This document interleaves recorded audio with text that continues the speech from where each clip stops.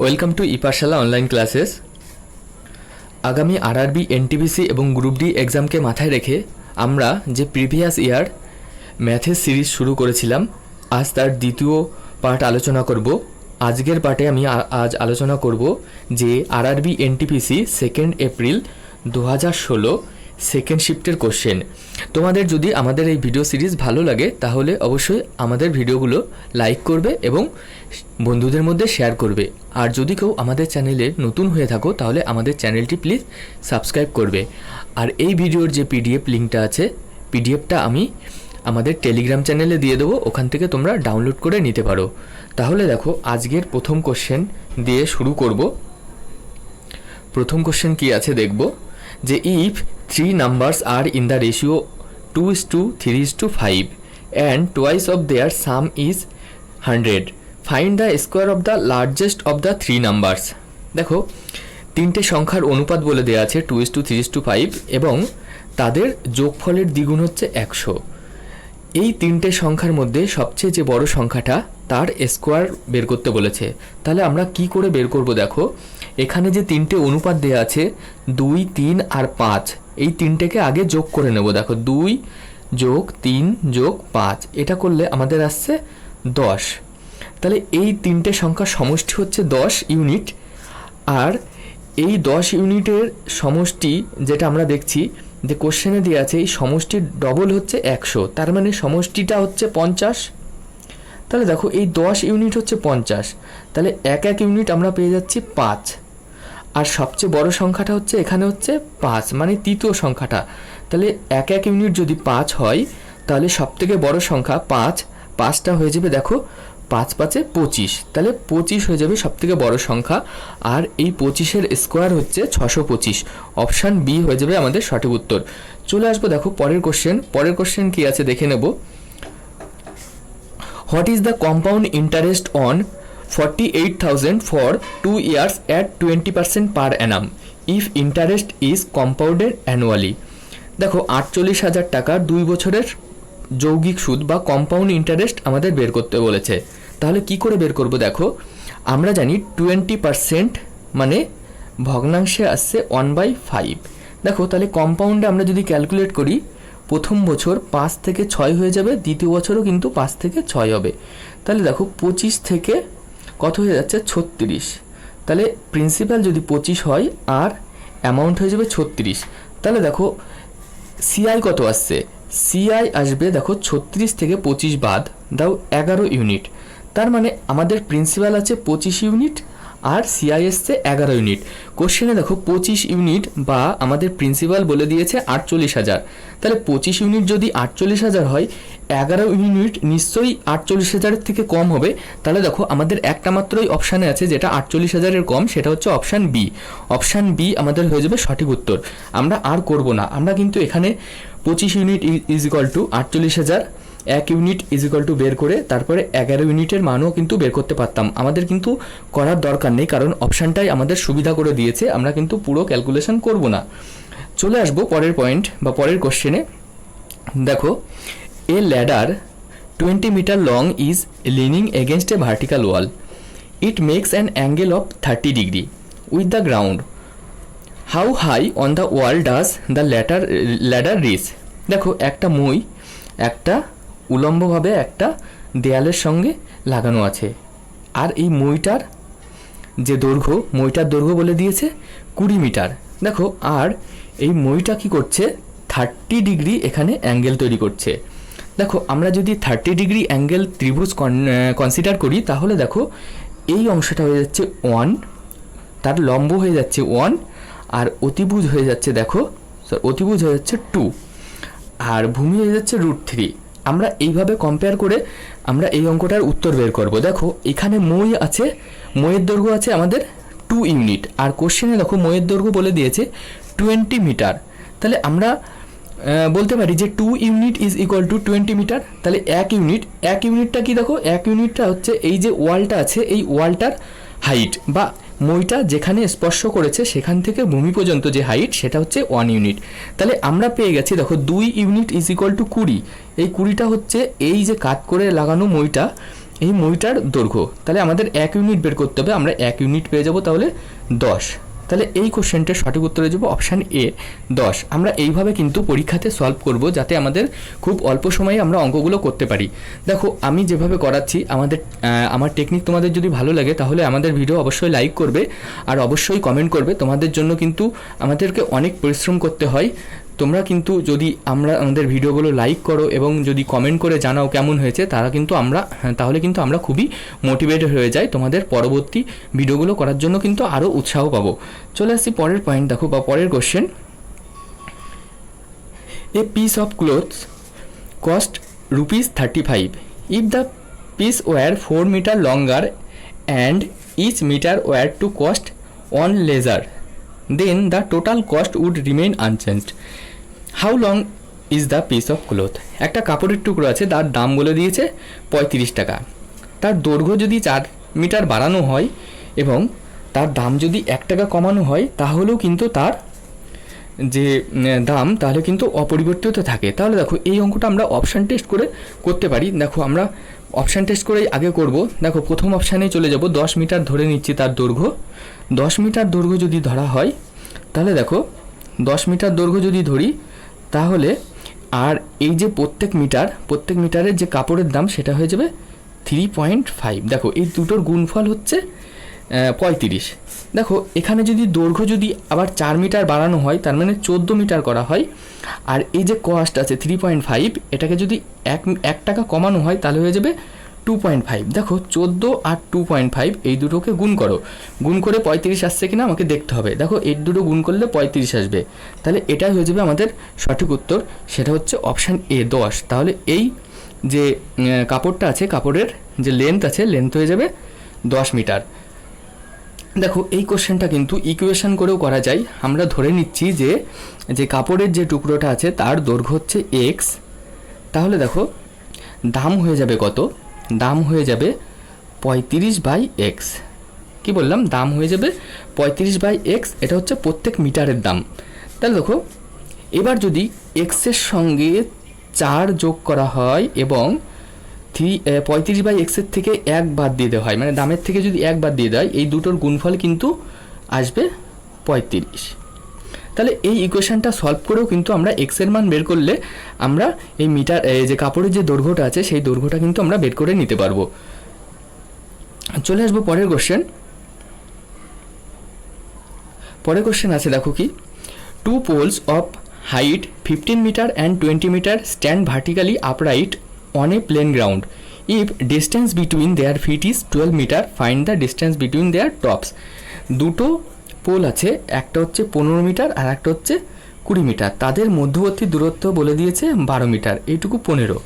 তাহলে বলছে যে এদের যে টপ, এই টপের মধ্যে দৈর্ঘ্য কত হবে বা টপের মধ্যে দূরত্ব কত হবে।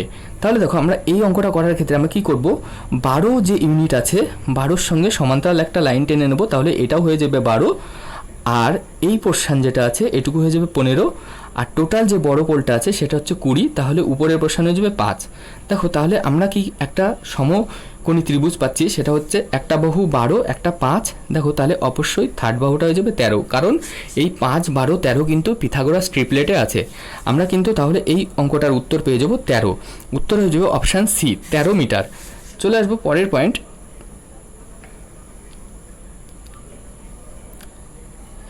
The simple interest on a certain sum of money invested at a certain rate for 2 years amounts to 1200. The compound interest on the same sum of money invested at the same rate of interest for 2 years amount 1290. What was the principal? দেখো কি বলেছে, এখানে একটা amount invest করা আছে 2 বছরের জন্য।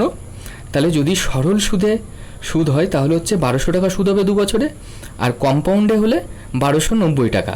তাহলে দেখো আমরা বের করে নেব যে 2 বছরের যে সরল সুদ আর যে জটিল সুদ আছে সেই দুটোর মধ্যে পার্থক্য কত। দেখো পার্থক্য হয়ে যাচ্ছে 90 টাকা। কি বললাম? 90 টাকা। আর এই 90 টাকাটা কার উপর এসছে? দেখো 2 বছরের সিম্পল ইন্টারেস্ট হচ্ছে 1200, তাহলে 1 বছরের আসবে কত? দেখো 600।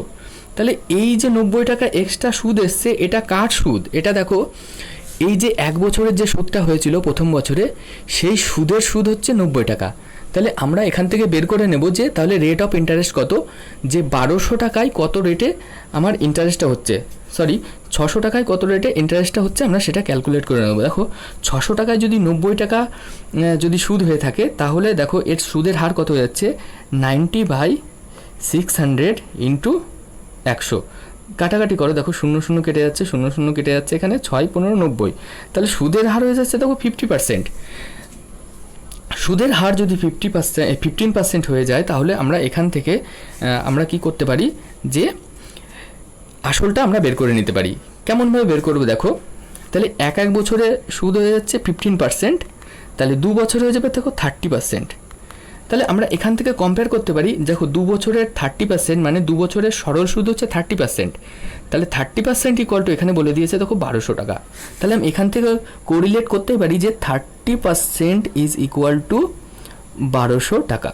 কি বললাম, 30% ইজ ইকুয়াল টু 1200 টাকা, আর আমাদের প্রিন্সিপালটা হচ্ছে 100%। তাহলে এখান থেকে আমরা 100% বের করে নেবো। দেখো 100% যদি আমরা ক্যালকুলেট করি, তাহলে 30% ইজ ইকুয়াল টু 1200 টাকা, তাহলে 1% হয়ে যাবে দেখো 40 টাকা।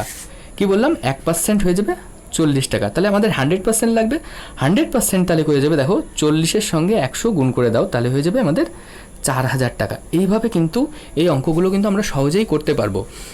এই অঙ্কটা যদি বুঝতে না পারো তাহলে একটু রিপিট করে দেখো। আর এরপরে আমরা সিম্পল ইন্টারেস্ট, কম্পাউন্ড ইন্টারেস্টের অনলাইন ক্লাস করব। তোমরা আমাদের চ্যানেল থেকে সিম্পল ইন্টারেস্ট এবং কম্পাউন্ড ইন্টারেস্টের যে শর্টকাট নিয়মগুলো আছে সেগুলো আমি করে দেবো, তোমরা ভবিষ্যতে কিন্তু ওখান থেকে দেখে নিতে পারো। আমি আশা করছি পরের ক্লাস কিন্তু সিম্পল ইন্টারেস্ট দিয়ে শুরু করব। চলে আসছি পরের question. A closed wooden rectangular box made of 1 centimeter thick wood has the following outer dimension: length হচ্ছে 22 centimetre, breadth 17 centimetre and height আছে 12 centimetre. It is filled to capacity with cement. তাহলে এটা সিমেন্ট দিয়ে পরিপূর্ণ আছে। What is the volume of the cement in the box? তাহলে এই যে সিমেন্টটা আছে বাক্সের ভিতর, সেই সিমেন্টের আয়তনটা বের করতে হবে। দেখো যখন থিকনেস বলে দেওয়া থাকবে, বক্সের যে উডের থিকনেস আছে সেটা হচ্ছে 1 সেন্টিমিটার, তাহলে এই 1 সেন্টিমিটার কিন্তু যে রেক্ট্যাঙ্গুলার বক্স আছে তার দৈর্ঘ্য থেকেও কিন্তু ডবল, মানে 1 সেন্টিমিটারের ডবল, মানে 2 সেন্টিমিটার করে কমে যাবে। প্রস্থও কিন্তু 2 সেন্টিমিটার কমে যাবে এবং উচ্চতাও 2 সেন্টিমিটার কমে যাবে।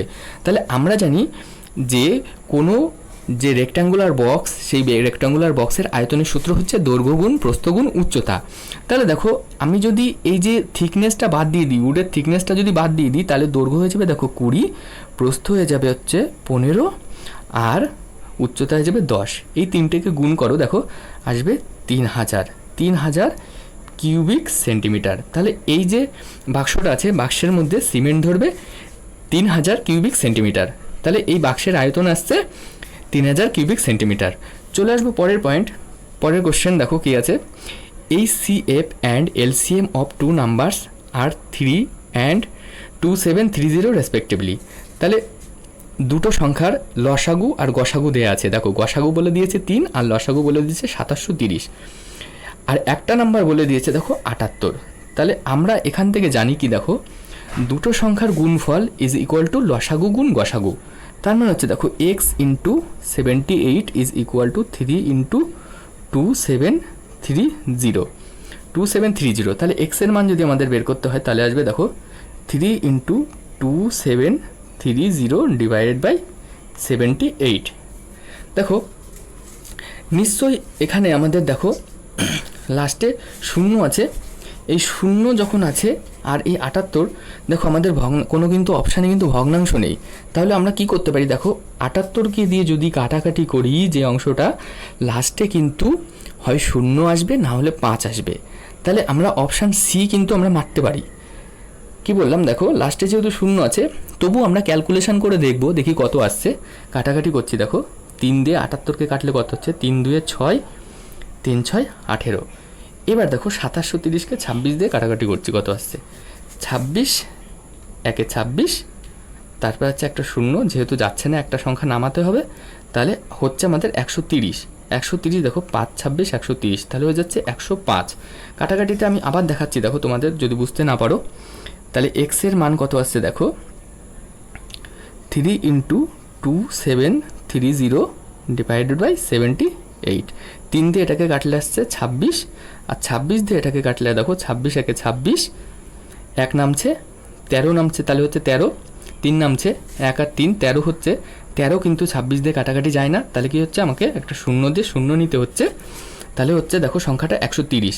26 দিয়ে 130কে দেখো কতবার যায়, সেটা হচ্ছে 5 বার, 105 হয়ে যাবে আমাদের সঠিক উত্তর। দেখো এই অঙ্কটা ক্যালকুলেশন না করলেও তোমাদের কিন্তু আগেই অ্যান্সার কত আসবে আমি বলে দিয়েছি, তোমরা ক্যালকুলেশন করে এটা শিওর হতে পারবে যে এটা অপশান সি রাইট অ্যান্সার হবে। চলে আসবো পরের অঙ্কে। পরের অঙ্কে কী আছে দেখে নিই। দেখো, P travelled the first of a journey at 40 km/h and the remaining distance at 50 km/h. What is the average speed of his travel? দেখো, অ্যাভারেজ স্পিড বের করার ক্ষেত্রে আমরা ফর্মুলা বসাতে পারি, যেখানে দেখো ডিস্ট্যান্স কিন্তু দুটো ক্ষেত্রেই সেম, সেক্ষেত্রেই কিন্তু এই ফর্মুলাটা অ্যাপ্লিকেবল হবে। সেই ফর্মুলাটা হচ্ছে 2s1 s2 by s1 plus s2। এই ফর্মুলাটা আমরা বসাবো। দেখো তাহলে কি আসছে, দেখো 2 × 40 × 50 বাই 40 প্লাস 50। এটা ক্যালকুলেশন করলে আসছে দেখো 4000 বাই 90। 4000 বাই 90 কাটাকাটি করো, দেখো শূন্য, তাহলে এটাকে আমরা যদি ক্যালকুলেশন করি আমাদের আসবে দেখো 4.44, তার মানে 44.44 এত km/h। এটা আমাদের অপশান এ হয়ে যাবে সঠিক উত্তর। চলে আসবো পরের অঙ্কে। দেখো পরের অঙ্ক কী আছে, এলসিএম অফ 15, 25 অ্যান্ড 29। এটা তোমরা নিজেরা করে নিও, আমি এটা করে দিচ্ছি না। দেখো পরের অঙ্কে চলে যাব। দেখো এই ধরনের অঙ্ক যেখানে আমরা লসাগু গসাগু করে অঙ্কগুলোকে কোনো মিনিমাইজ করতে পারি না, বা সংখ্যাগুলো বড় আছে, সেই বড় সংখ্যাগুলোর ক্ষেত্রে আমি একটা ট্রিক বলেছিলাম। দেখো এই সংখ্যাগুলোকে কি করব, আমরা উল্টে দেবো। যে সংখ্যাগুলো অ্যাভেলেবেল আছে উল্টে দিয়ে তার অ্যাপ্রক্সিমেট ক্যালকুলেশন করব। প্রথম সংখ্যাকে উল্টালে হচ্ছে দেখো 8/3, এটাকে অ্যাপ্রক্সিমেট ক্যালকুলেট করলে 3-এর কাছাকাছি আসবে। তারপরের সংখ্যা আছে দেখো 73/19, এটাকেও অ্যাপ্রক্সিমেট ক্যালকুলেশন করলে দেখো 4-এর কাছাকাছি আসবে। তারপরের সংখ্যা অ্যাভেলেবেল আছে দেখো 47/29, এটাকে যদি আমরা ক্যালকুলেট করি দেখো এটা অ্যাপ্রক্সিমেটলি 1.5-এর কাছাকাছি আসবে। তারপরে দেখো পরের সংখ্যা আছে 39/17। কী বললাম, 39/17, এটা হচ্ছে 2-এর কাছাকাছি আসছে। তাহলে আমরা যেহেতু উল্টে দিয়েছি, তাহলে সবথেকে বড় সংখ্যাটা হয়ে যাবে ছোটো সংখ্যা। তাহলে দেখো সবথেকে ছোটো সংখ্যা হয়ে যাচ্ছে এইটা 19/73, তারপরে আসছে 3/8, তারপরে আসছে 17/39, তারপরে আসছে 29/47। দেখো অপশান তাহলে কোনটা আসছে, অপশান বি। অপশান বি হয়ে যাবে আমাদের সঠিক উত্তর। চলে আসবো পরের অঙ্কে। Divide 3740 in 3 parts in such a way that half of the first part, 1/3 of the second part and 1/6 of the third part are equal। দেখো কি বলছে, half of first part is equal to 1/3 of second part is equal to 1/6 of third part. তাহলে দেখো এই A B C আমরা first, second এবং third পার্টের মধ্যে যদি রেশিও করি, এ বি সি এর রেশিও হয়ে যাবে দেখো 2:3:6। এবার আমাদের কি জানতে চেয়েছে সেটা দেখাবো, দেখে নেব। দেখো আমরা এখান থেকে একটা ট্রিকে করতে পারি, আমরা এই 3টে সংখ্যাকে যোগ করে সেটা 37-40-এর সঙ্গে কোরিলেট করে সেখান থেকে আমরা বের করে নিতে পারি। তার আগে আমি বলে দিই, দেখো অপশান থেকে আমরা এই অঙ্কটা করতে পারি। দেখো দ্বিতীয় সংখ্যা আর তৃতীয় সংখ্যার মধ্যে কম্পারিজন, দেখো দ্বিতীয় সংখ্যার ডবল হচ্ছে তৃতীয় সংখ্যা। তাহলে আমরা এখান থেকে অপশানগুলো টেস্ট করে বের করে নিতে পারি যে কোন অপশানে দ্বিতীয় সংখ্যার ডবল তৃতীয় সংখ্যা আছে। দেখো অপশান ডিতে নেই, অপশান সিতে আছে, অপশান বিতে নেই, 13×2 = 26 হচ্ছে, আর এটাও অপশান এতেও হচ্ছে না। তাহলে অপশান এ বি ডি কাটা, তাহলে অপশান সি হয়ে যাবে সঠিক উত্তর। আর যদি এইভাবেও না পারো তাহলে কি করবে, দেখো 3 আর 2 5 যোগ করবে, 5 আর 6 11, এই 11 ইউনিট ইজ ইকুয়াল টু হচ্ছে 3740।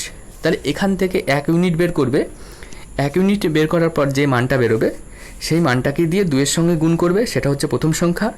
3-এর সঙ্গে গুণ করলে বেরোবে দ্বিতীয় সংখ্যা, আর 6-এর সঙ্গে গুণ করলে বেরোবে তৃতীয় সংখ্যা। এইভাবে কিন্তু আমরা অনুপাতের অঙ্কগুলো করি। যেহেতু আমাদের এখানে অপশানের সুযোগ করে দিয়েছে, সেহেতু আমরা অপশান পিক করেই অ্যান্সারটা করতে পারি। ওকে, পরের অঙ্ক কী আছে দেখে নেবো। দেখো, নিচের তালিকায় থাকা নম্বরগুলির মোট কত। দেখো, মোট সংখ্যাটা যেটা কি, মোট জিনিসটা কি, দেখো একটা সিরিজ অফ নাম্বার আছে। নাম্বার সিরিজের মধ্যে যে সংখ্যাটা সবথেকে বেশিবার থাকবে সেটাই হচ্ছে মোট। দেখো, আমি চোখের সামনে দেখতে পাচ্ছি যে 55 আছে 3 বার, আর কোনো সংখ্যা কিন্তু 3 বার নেই।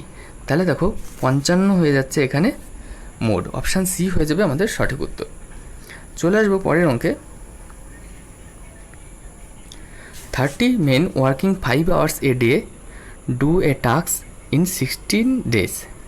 In how many days 40 men working 6 hours a day do the same task? দেখো, আমরা জানি কি একটা ফর্মুলা, যে m1 d1 t1 is equal to m2 d2 R t2। তাহলে এখানে আমাদের জানতে চেয়েছে কি, দেখো d2 জানতে চেয়েছে। তাহলে d2 হয়ে যাবে m1 মানে 30 গুণ d1 মানে 16 ইন্টু আর t1 মানে 5, আর m2 কত আছে দেখো 40, আর এখানে কি আছে আমার t2 আছে 6। ক্যালকুলেট করে যেটা আমাদের অ্যান্সার আসবে সেটা হয়ে যাবে এই অঙ্কটার উত্তর। তাহলে আগে 0 0 কেটে দিচ্ছি। দেখো, 4 দিয়ে কাটা যাচ্ছে, 4 এ 4 16, আর এখানে 3 দিয়ে কাটা যাচ্ছে, 3 2 6, 2 দিয়ে আবার কাটা যাচ্ছে, দেখো 2 2 4, তাহলে 5 আর 2 থাকছে, 5 2 10 হয়ে যাবে সঠিক উত্তর। তাহলে অপশান বি হয়ে যাবে এই অঙ্কটার রাইট অ্যান্সার। চলে আসবো পরের অঙ্কে। দেখো, এখানে একটা টেবিল দেওয়া আছে, বলছে study the following table and answer the question based on it. Below is household expenditure in 1000 rupees per annum. এই টেবিলটা থেকে আমাদের অ্যান্সারগুলো করতে হবে। What is the total household expenditure for year 2012? 2012 সালে টোটাল যে খরচটা হচ্ছে সেটা হাউসহোল্ড খরচটা হচ্ছে সেটা আমাদের বের করতে হবে 2012-তে। দেখো, তাহলে এই থার্ড লাইনটা যে ভ্যালুগুলো আছে সবগুলো যোগ করতে হবে। দেখো, আমরা এই অপশানে যেহেতু অপশানগুলোর যে লাস্টের দুটো সংখ্যা কিন্তু সম্পূর্ণ আলাদা আছে, তার জন্য আমরা কি করব, যে এটা কিন্তু শর্টকাটেও ক্যালকুলেশন করতে পারি। দেখো, আমরা লাস্টের সংখ্যাগুলো নিচ্ছি। লাস্টের সংখ্যা আছে দেখো 6 3, এখানে আছে 0.6 আর 0.3, তার মানে দেখো 6 আর 3 9। আর দশমিকের পরে কোনো সংখ্যা আছে? দশমিকের পরে কোনো সংখ্যা নেই। তাহলে দেখো 9 কোন সংখ্যাটাই আছে, দেখো লাস্টে অপশান এ হয়ে যাবে আমাদের এই অঙ্কটার সঠিক উত্তর। চলে আসবো পরের অঙ্কে।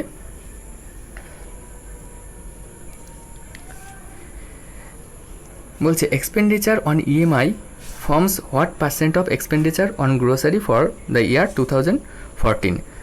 2014-এ যে ইএমআই গ্রোসারির কত শতাংশ সেটা আমাকে বের করতে হবে। দেখো, ইএমআইটা গ্রোসারির কত শতাংশ আমরা বের করব। তার মানে কি, ইএমআই হচ্ছে 7.4 আর গ্রোসারি আছে 52। তাহলে এখান থেকে দশমিক তুলে নিচ্ছি, এখানে একটা শূন্য দিলাম, আর এর সঙ্গে কি করতে হবে দেখো 100 দিয়ে গুণ করতে হবে। 100 দিয়ে গুণ করে আমরা কাটাকাটি করব, কাটাকাটি করে যেটা অ্যান্সার আসবে সেটা হয়ে যাবে সঠিক উত্তর। দেখো 0 0 কাটা, আর কাটাকাটি যাচ্ছে, দেখো 26 2 52, আর হচ্ছে 37 2 74, আর এখানে আছে দেখো 13, আর এখানে আছে 5। তাহলে এটাকে ক্যালকুলেশন করলে কত আসছে দেখো, 5 7 35 আর 3 5 15, তাহলে 185/13। 185/13-কে দেখো কত কাটাকাটি করলে কত আসছে বা ভাগ করলে কত আসছে আমরা দেখে নেব। 185/13 আমরা ক্যালকুলেশনটা করছি, আমাদের অ্যান্সার এসেছিলো 185/13। 185 কত যাচ্ছে দেখো, 13 একে 13, 5 নামছে, তাহলে 55 হলো, 4 13 52, তাহলে 14 পয়েন্ট সামথিং আসবে। অপশান দেখো, অপশান কোনটা আছে, অপশান বি হয়ে যাবে এই অঙ্কটার সঠিক উত্তর। চলে আসবো পরের অঙ্কে। তারপরে যেতে what is the average spending on leisure per annum? লেজারে কতটা অ্যাভারেজ স্পেন্ডিং করছে সেটা আমরা বের করবো। দেখো লেজারের খরচগুলো কত আছে, 5, 6.5, 7.3, 7.9, 8.5, এই সংখ্যাগুলোকে যোগ করে আমরা 5 দিয়ে ভাগ করব, তাহলে কিন্তু এই অঙ্কটার উত্তর বেরিয়ে যাবে। আর আমি একটা যেহেতু এখানে ছোট সংখ্যা আছে, তোমরা সবগুলো যোগ করেও করতে পারো। আমি একটা নিয়ম বলেছিলাম, দেখো ট্রিক, আমরা যে কোনো একটা অ্যাভারেজ ধরে নেব। আমি এখানে ধরে নিচ্ছি 5 হচ্ছে অ্যাভারেজ। দেখো তাহলে প্রথম সংখ্যা 5-এর থেকে কত বেশি, 0 বেশি। দ্বিতীয় সংখ্যা 1.5 বেশি। তৃতীয় সংখ্যা কত আছে, 2.3 বেশি। তারপরে চতুর্থ সংখ্যা আছে দেখো 2.9 বেশি। আর পঞ্চম সংখ্যা আছে 3.5 বেশি। এইগুলোকে যোগ করবো, দেখো কত আসছে, 5 আর 3 8, 8 আর 9 17, আর 5 22, হাতে 2 5, 5 10, 10.2। 10.2কে ভাগ করো, 10.2কে 5 দিয়ে ভাগ করবো, দেখো কত আসছে, 2.04।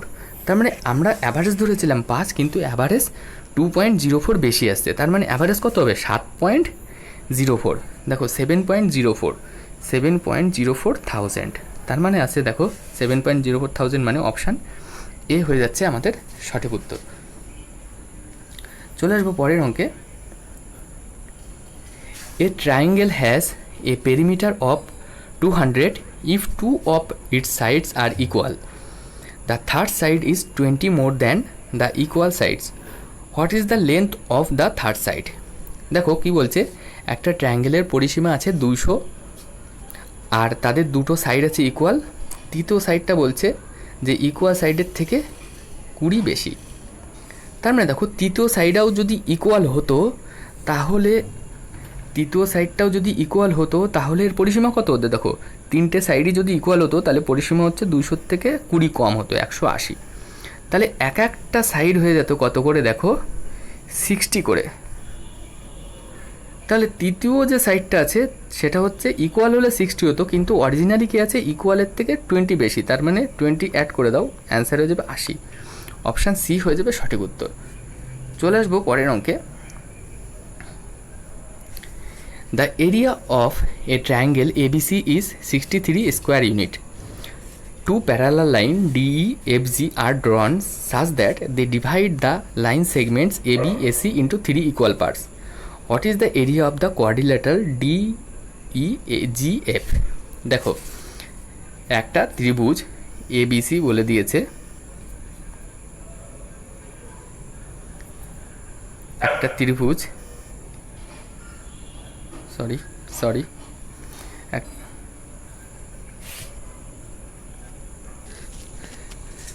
দেখো একটা ত্রিভুজ ABC এখানে বলে দিয়েছে। ABC নাম দিয়ে দিই, আগে ত্রিভুজটা আঁকবো, নাহলে অঙ্কটা করতে অসুবিধা হবে। এবার বলছে দেখো DE আর FG, এটা হচ্ছে D আর এটা হচ্ছে E, এটা F আর এটা হচ্ছে G।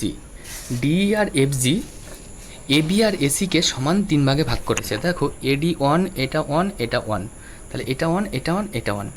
তাহলে দেখো এই যে পুরো ত্রিভুজটা আমি বাহুকে অ্যাড করছি, দেখো 1 1 1, তাহলে হচ্ছে 3 ইউনিট। তাহলে এর যে ক্ষেত্রফল হয়ে যাবে দেখো 9 unit. 9 unit is equal two 63। কী বললাম, 9 ইউনিট ইজ ইকুয়াল টু 63। এইবার দেখো ছোট ত্রিভুজ সব থেকে, দেখো ADE এর ক্ষেত্রফল কত হবে, দেখো AD এর ক্ষেত্রফল হবে 1 ইউনিট, আর AFG এর ক্ষেত্রফল কত হচ্ছে, দেখো 4 ইউনিট। কারণ এটা বাহু আছে, AD বাহু 1 আর DF বাহু 1, তাহলে এই দুটোকে যদি আমরা যোগ করে দিই তাহলে 1 1 2 হচ্ছে। তাহলে এর যে AFG এই যে ত্রিভুজটা আছে এর ক্ষেত্রফল হয়ে যাবে, এই পুরোটার ক্ষেত্রফল হয়ে যাবে 4 ইউনিট। তাহলে কি বললাম, 4 ইউনিট এর ক্ষেত্রফল হয়ে গেল। আর পুরো ত্রিভুজটার ক্ষেত্রফল হচ্ছে 9 ইউনিট। তার মানে দেখো এই পুরো ত্রিভুজটার ক্ষেত্রফল যদি 4 ইউনিট হয়, কোন ত্রিভুজটা, A F আর G, তাহলে এই 1 ইউনিট যদি আমরা বাদ দিয়ে দিই তাহলে এখানে পেয়ে যাবো দেখো FDEG, এই যে চতুর্ভুজটা পাচ্ছি, এই চতুর্ভুজের আমরা ক্ষেত্রফল পাবো।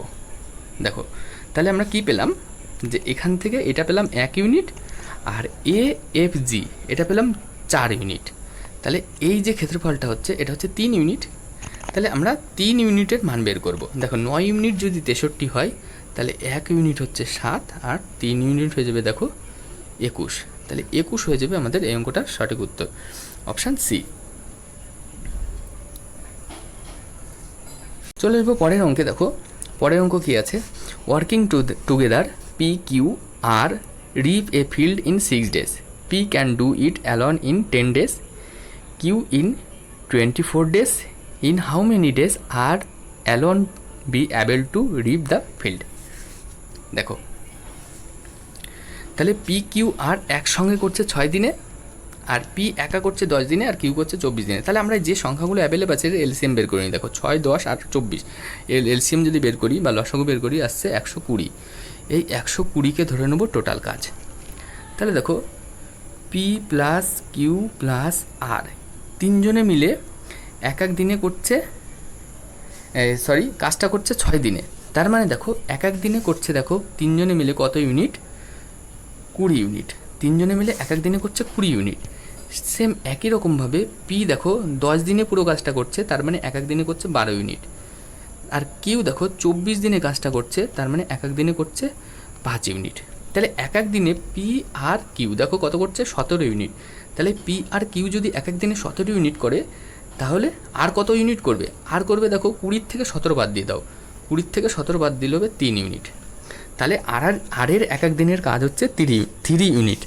তাহলে আর যদি এক দিনে 3 ইউনিট করে, তাহলে তার 120 ইউনিট করতে কত দিন লাগবে। দেখো 120 ইউনিট করতে কত দিন লাগবে সেটা আমরা কি করব, 120কে 3 দিয়ে ভাগ করে দেবো। দেখো আসবে 40, অপশান বি হয়ে যাবে আমাদের সঠিক উত্তর। চলে আসবো পরের অঙ্কে। দেখো দেয়ার আর 90 কয়েন্স কম্প্রাইজিং অফ 5 and 10 পয়সা coins, the value of all the coins is 7 rupees, how many 5 পয়সা কয়েন্স আর দেয়ার। দেখো 5 পয়সার কয়েন আমাদের বের করতে বলেছে। তাহলে আমরা কি করব এই অঙ্কটার ক্ষেত্রে, দেখো টোটাল 90টা কয়েন আছে, 5 পয়সা আর 10 পয়সা কয়েন মিলে 90টা কয়েন, আর টোটাল টাকা পরিমাণ হচ্ছে 7 টাকা বা 700 পয়সা। দেখো আমি এখানে ধরে নিতে পারি যে সবগুলোই 10 পয়সা।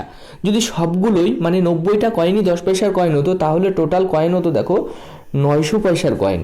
তার মানে আমরা এখানে কত পয়সার কয়েন বেশি পাচ্ছি, দেখো 200 পয়সার কয়েন বেশি পাচ্ছি।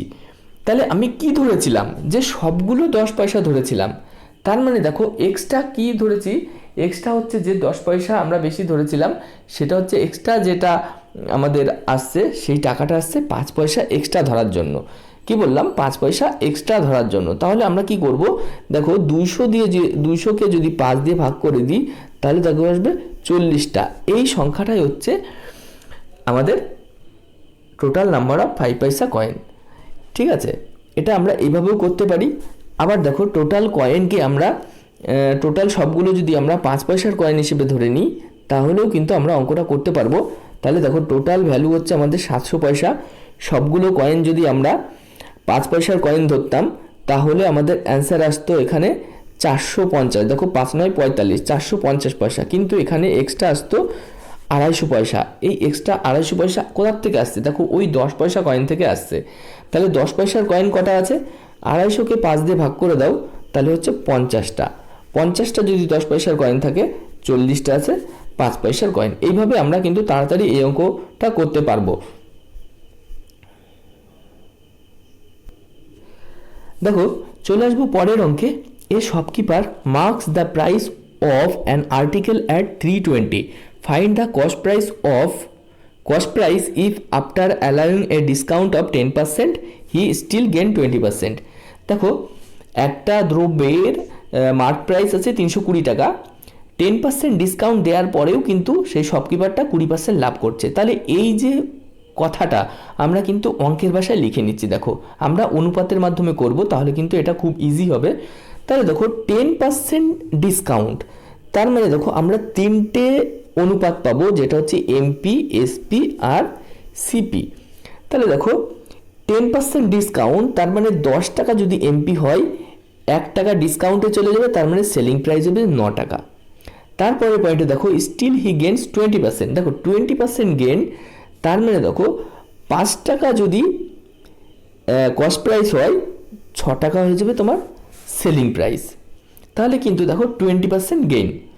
এবার দেখো আমাদের এই তিনটের মধ্যে আমরা রেশিও বের করে নেব। দেখো তাহলে এখানে ফাঁকা আছে 9 লিখছি, এখানে 6 লিখছি। তাহলে এমপি আর সিপি আসছে দেখো 60:40। 45। আমার এসপি এখানে লাগছে না, কারণ এমপি দেওয়া আছে আর কস্ট প্রাইস বের করতে হবে। তাহলে দেখো এমপি আর সিপি এর রেশিও আসছে 60:45।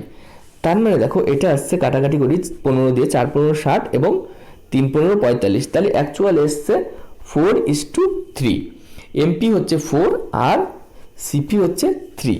দেখো 4 ইউনিট যদি 320 হয়, দেখো এখানে বলে দিয়েছে 4 ইউনিট ইজ ইকুয়াল টু 320।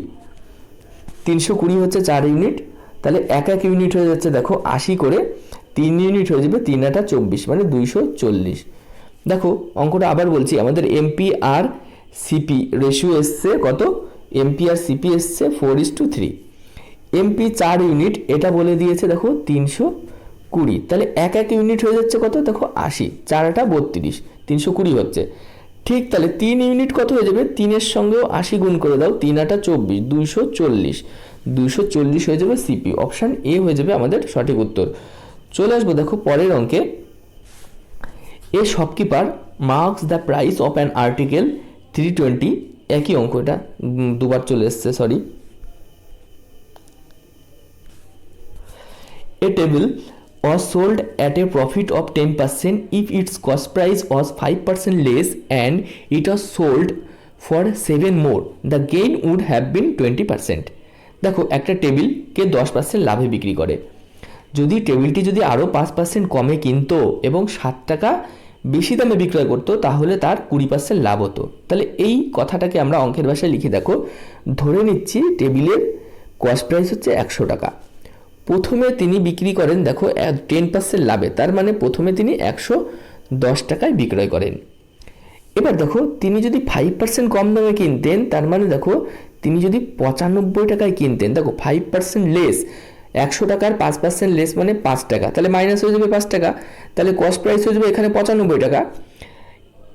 তারপরে বলছে দেখো তিনি যদি 60 টাকা বেশি বিক্রি করতেন, 20% লাভ করতেন, তাহলে 95-এর 20% দেখো বের করি, 95-এর 20% মানে 19 টাকা, তাহলে 95-এর সঙ্গে 19 যোগ করে দাও, দেখো আসবে 114 টাকা। এখন সেলিং প্রাইস হচ্ছে 114 টাকা। তাহলে সেলিং প্রাইস আমাদের এখানে বাড়ছে দেখো কত পয়েন্ট, 4 পয়েন্ট। আর কোশ্চেনে বলে দিয়েছে দেখো সেলিং প্রাইস বাড়ছে 7 টাকা। তাহলে আমি এখানে বলতে পারি যে 4 ইউনিট ইজ ইকুয়াল টু 7 টাকার সঙ্গে সমান। আমার কি জানতে চেয়েছে, find the cost price of the table, তার মানে কস্ট প্রাইসের আমরা কত ধরেছিলাম, 100 পয়েন্ট। 4 ইজ ইকুয়াল টু যদি 7 টাকা হয়, 4 পয়েন্ট ইজ ইকুয়াল টু 7 টাকা হয়, আমাদের লাগবে হচ্ছে 100 ইজ ইকুয়াল টু কত, দেখো 4-এর সঙ্গে 25 গুণ করলে 100 হয়, তাহলে আমরা কি করবো 7-এর সঙ্গেও 25 গুণ করে দেবো, দেখো এটাও চলে আসবে 175, 7 25 175 হয়ে যাবে আমাদের রাইট অ্যান্সার। তাহলে রাইট অ্যান্সার আমাদের হয়ে যাচ্ছে অপশান এ 175। চলে আসবো পরের অঙ্কে। কি আছে দেখো, P bot an article for 1600 and sold it at a profit of 10%. What would have been the increase in the profit percent if it was sold for rupees 1840? দেখো 1600 টাকা যদি আর্টিকেলের ক্রয় মূল্য হয় আর বিক্রয় মূল্য যদি 1840 টাকা হয়, তাহলে লাভ কত হচ্ছে দেখো 240 টাকা।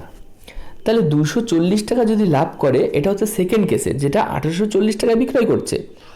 240 টাকা যদি লাভ করে, তাহলে আমার পার্সেন্টেজ লাভ কত হয়ে যাচ্ছে দেখো, 240/1600 ইন্টু 100। কাটাকাটি করছি দেখো, 0 0 কাটা, 0 0 কাটা, দেখো 16 দিয়ে কাটছি, দেখো 16কে 8 দিয়ে কাটছি, 8 দুগুণে 16, 3 8 24, 2 দিয়ে কাটছি, তাহলে হচ্ছে 15। তাহলে যদি 1840 টাকা বিক্রয় করে, তাহলে তার লাভ হবে 15%। দেখো প্রথমে তিনি লাভ করছিলেন 10%, এখন লাভ হচ্ছে 15%, তাহলে লাভের পরিমাণ কতটা বাড়লো, দেখো লাভের পরিমাণ বাড়লো হচ্ছে তোমার 5%। অপশান এ হয়ে যাবে আমাদের সঠিক উত্তর। চলে আসছি পরের অঙ্কে। দেখো কি আছে, if R019 is divisible by 11, find the value of the smallest natural number R. R এর মান কত হলে সেটা 11 দ্বারা বিভাজ্য হবে। দেখো R019, আমরা কি করি 11 দ্বারা বিভাজ্যতার নিয়ম, যে অল্টারনেটিভ যে নাম্বারগুলো আছে এই নাম্বারগুলোকে যোগ করব, অল্টারনেটিভ সংখ্যার অঙ্কগুলোকে কি করব, যোগ করব। দেখো অল্টারনেটিভ সংখ্যা আছে 9 আর 0, যোগ করলে হচ্ছে 9, আর আর অন এটাকেও যোগ করলে 9 হতে হবে। তার মানে দেখো আর এর মান যদি 8 হয় আর এখানে অল্টারনেটিভ নাম্বার আছে 1, তাহলে এটা যোগ করলে হচ্ছে 9, এই দুটোর বিয়োগফল হতে হবে 0। তার মানে কি এই দুটো যোগফল ইকুয়াল যদি হয়ে যায় অথবা 11 দ্বারা বিভাজ্য হয় তাহলে কিন্তু সেটা 11 দ্বারা বিভাজ্য হবে। এখানে দেখো আমরা যদি আর এর মান 8 বসাই তাহলে 8 আর 1 9 হয়ে যাবে, আর 9 আর 0 দেখো 9, তাহলে এই দুটোকে আমরা যদি ডিফারেন্স করি তাহলে 0 আসবে, তাহলে এখানে উত্তরটা হয়ে যাবে দেখো 8। চলে আসবো পরের অঙ্কে। The average of first 20 multiples of 12, দেখো 12 এর ফার্স্ট মাল্টিপলস আছে 12 আর 20তম মাল্টিপল যেটা হচ্ছে 240। দেখো যেহেতু এখানে ইভেন নাম্বার আছে এর অ্যাভারেজ বের করতে গেলে কী করবো, আমরা প্রথম সংখ্যা এবং শেষ সংখ্যা যোগ করে দেবো, যোগ করে সেটাকে 2 দিয়ে ভাগ করব। দেখো 12 আর 240 যদি যোগ করি তাহলে হচ্ছে 252, এটাকে যদি 2 দিয়ে ভাগ করি তাহলে হচ্ছে দেখো 126 হয়ে যাবে আমাদের সঠিক উত্তর। চলে আসবো পরের অঙ্কে।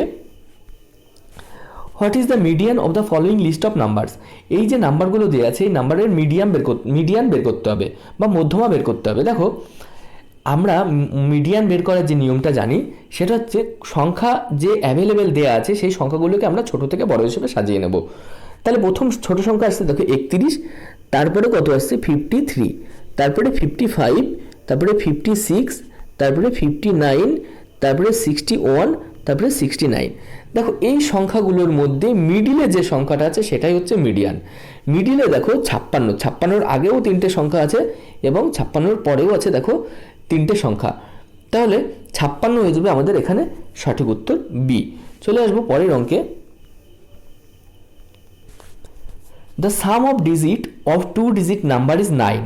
When the digits are reversed, the number decrease by 45. Find the changed number.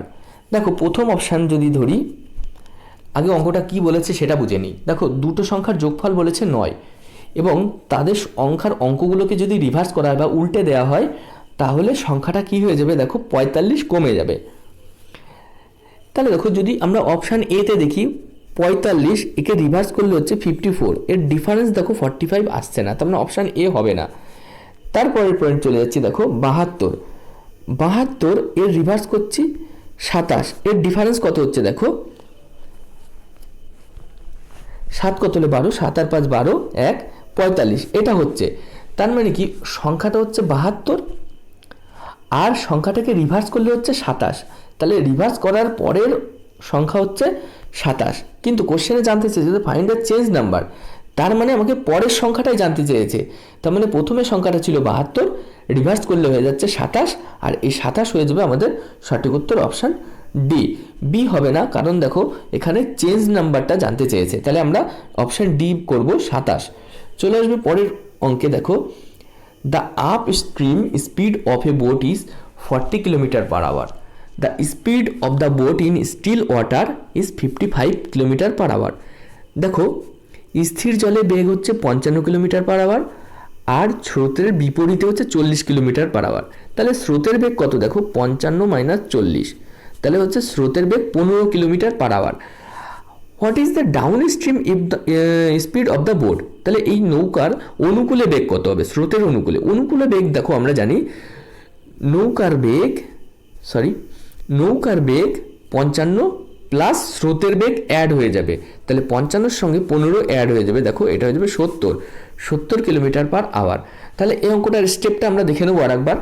দেখো এখানে বলে দিয়েছে বোটের স্পিড স্রোতের প্রতিকূলে হচ্ছে 40 আর দেখো এই যে বোটের নিজস্ব বেগ সেটা হচ্ছে 55, তাহলে স্রোতের বেগ আমরা পেয়ে যাব 15। এবার দেখো স্রোতের অনুকূলে বেগ সেটা হচ্ছে নৌকার বেগ আর স্রোতের বেগের সমষ্টি, তার মানে নৌকার বেগ 55, স্রোতের বেগ 15, এটাকে অ্যাড করো 70 হয়ে যাবে স্রোতের অনুকূলে বেগ বা ডাউন স্ট্রিমে এই নৌকাটির বেগ। চলে আসবে পরের অঙ্কে। দেখো কি আছে 6 years ago the ratio of ages of 2% P and Q was 3:2. 4 years hence the ratio of their ages will be 8:7. What is P's age? দেখো 6 বছর আগে পি আর কিউ এর বয়সের অনুপাত ছিল 3:2। তারপরে দেখো 4 বছর পরে তাদের বয়সের অনুপাত হয়ে যাচ্ছে 8:7। তাহলে এই অঙ্কটা আমরা কিন্তু এক্স ধরেও করতে পারি, কিন্তু এক্স ধরে আমরা করব না, কারণ পরীক্ষার হলে কিন্তু সময় কম থাকবে।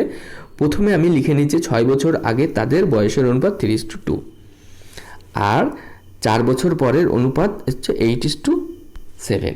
তার মানে দেখো এখানে আগে 6 বছর আগের এজ দেওয়া আছে 3:2, আর 4 বছর পরে আছে হচ্ছে 8:7। মাঝে কত বছরের গ্যাপ হচ্ছে দেখো, 10 বছরের গ্যাপ হচ্ছে, 6 বছর আর এদিকে 4 বছর। কিন্তু এখানে সংখ্যাটা বাড়ছে কত দেখো, 5 করে। কি বললাম, 5 করে বাড়ছে। তাহলে আমার লাগবে কত, যে 10। তাহলে আমরা এই সংখ্যাটাকে কিন্তু আমরা কি করতে পারি, 2 দিয়ে গুণ করতে পারি সবগুলোকে। তাহলে রেশিওকে আমরা যদি 2 দিয়ে গুণ করে দিই, তাহলে এখানেও 10 হয়ে যাবে, এখানেও 10 হয়ে যাবে, এটা হয়ে যাবে 6, এটা হয়ে যাবে 4, এটা হয়ে যাবে 16, আর এটা হয়ে যাবে 14। তাহলে দেখো হোয়াট ইজ পিস এজ, মানে পি এর বর্তমান বয়স কত।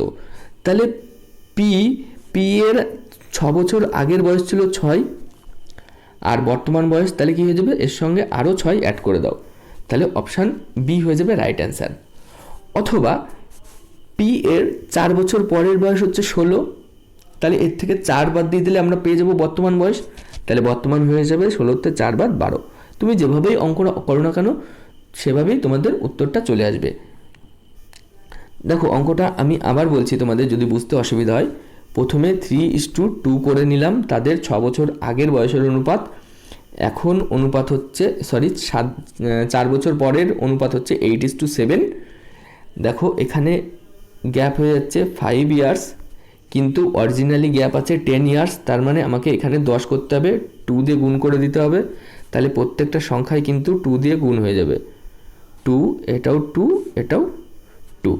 তাহলে দেখো 4 বছর পরের যে পি এর বয়স সেটা হচ্ছে 8×2 16 বছর, তাহলে বর্তমান কত হয়ে যাবে, 16 থেকে 4 বাদ সেটা হয়ে যাবে 12 হয়ে যাবে অঙ্কটার সঠিক উত্তর, অপশান বি। এইভাবে কিন্তু আমরা শর্টকাটে করতে পারি। আর তাছাড়া আমরা অন্যভাবে এক্স ধরে করতে পারি, সেখানে কিন্তু আমরা পরীক্ষার হলে এইভাবে করব না, কারণ ওটাতে সময় বেশি লেগে যাবে। দেখো আজকে এই অঙ্কটাই শেষ করছি, পরবর্তী ক্লাসে আমরা পরের যে কোশ্চেন সেট আছে সেটা নিয়ে আলোচনা করব। যদি তোমাদের আমাদের এই ভিডিও সিরিজ ভালো লাগে তাহলে অবশ্যই লাইক করবে এবং বন্ধুদের মধ্যে শেয়ার করবে, কারণ তোমাদের এক একটা লাইক মানে আমাদের এক একটা মোটিভেশান। ধন্যবাদ।